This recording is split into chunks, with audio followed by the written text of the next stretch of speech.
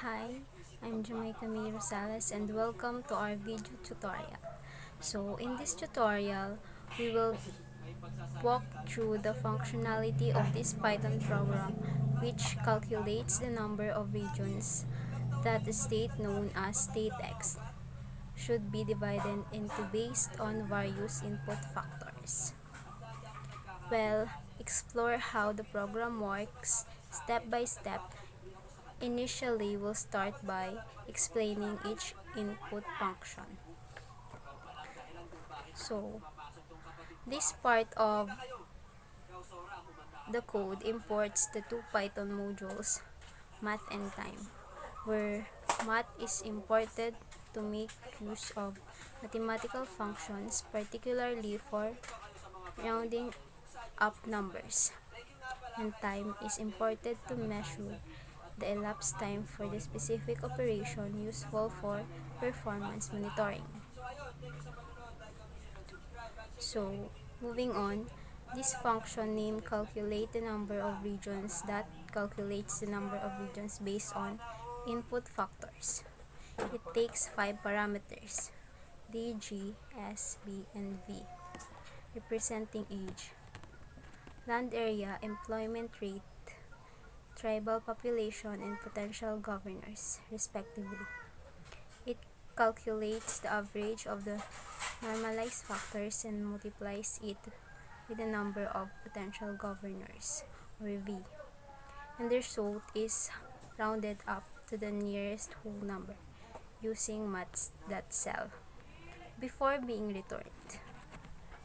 So moving on, this is the main function named main that orchestrates the program logic. It contains an infinite while loop that allows the program to continuously accept input and perform calculations until the user decides to exit. So moving on, this section of code measures the elapsed time for a specific operation. It simulates a time-consuming operations by iterating through a for loop 1,000,000 times, though you can replace this with your actual time-consuming operation. Moving on, this part of code checks if the script is being run as the main program. If it involves the main function, which starts the program execution. So, moving on, let's now test this program code.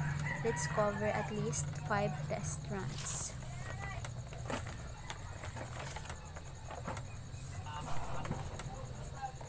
So, let's input 100 for demographics, 75 for geography, 50 for socioeconomics. Let's also input 40 for behavioral and 10 for governor. So, the output, as you can see, the output is 7. So, how does it come? So, certainly, to understand how the given output is obtained from the provided input, let's walk through the process first. First is the normalization of input factors.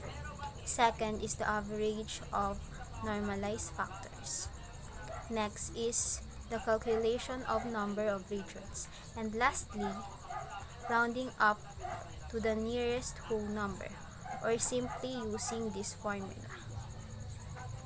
So, we're almost done. To exit the program, just type no.